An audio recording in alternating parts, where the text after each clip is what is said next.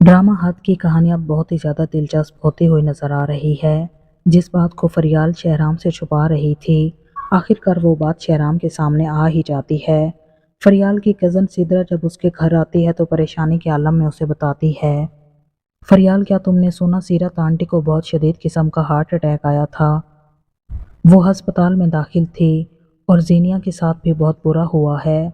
दानिश ने उसे तलाक दे दी है, उसका हमल भी ज़ाया हो गया है। अब वो बिल्कुल अकेली रह गई है। ये सब सुनकर फरियाल शदीद सदमे में आ जाती है।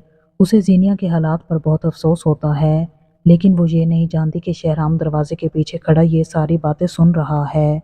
शहराम को ये जानकर सख्त सदमा पहुंचता है कि जीनिया अब आज़ाद है। उसे डर लगने लगता है कि कहीं जीनिया दोबारा उसकी ज़िंदगी में जहर ना घोल दे और कोई नया तूफान ना खड़ा कर दे। दूसरी तरफ जीनिया भी एक गलत फहमी में जी रही है। उसे अब भी यकीन है कि शहराम उससे मोहब्बत करता है और वो किसी न किसी तरह उसे दोबारा हासिल कर लेगी।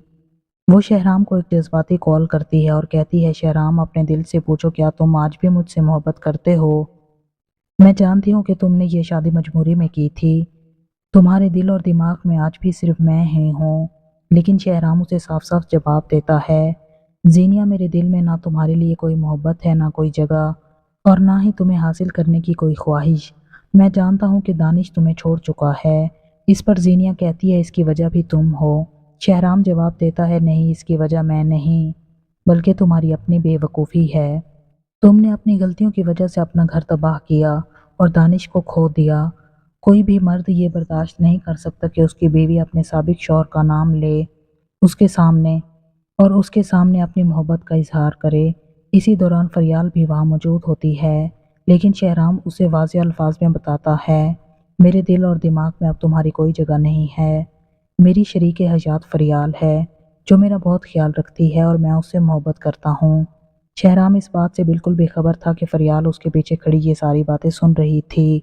दूसरी तरफ फिरोज की मां, जो शुरू से ही शानजे को कबूल करने के लिए तैयार नहीं थी, अचानक फरियाल के घर पहुंच जाती है। उस वक्त निशात बेगम और फरियाल दोनों वहां मौजूद होती हैं। आते ही वो फरियाल से बदतमीजी करना शुरू कर देती है और चीख कर कहती है, तुम्हारी वजह से मेरी बहू और मेरा बेटा मुझे छोड़कर चले गए हैं। तुम एक बला हो, तुमने मुझसे मेरा बेटा छीन लिया है। ये सब तुम्हारी वजह से हुआ है, तुम सब कुछ निकल गई हो। फिर वो निशात बेगम से कहती है, आपको एहसास तब होगा जब ये आपके पूरे घर को तबाह कर देगी।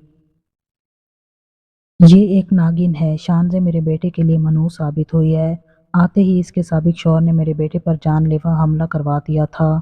जब निशात बेगम ये सारी बदतमीजी देखती है तो गुस्से में कहती है, खबरदार, अगर तुमने मेरी बहू को हाथ लगाने की कोशिश भी की, इससे दूर हो जाओ।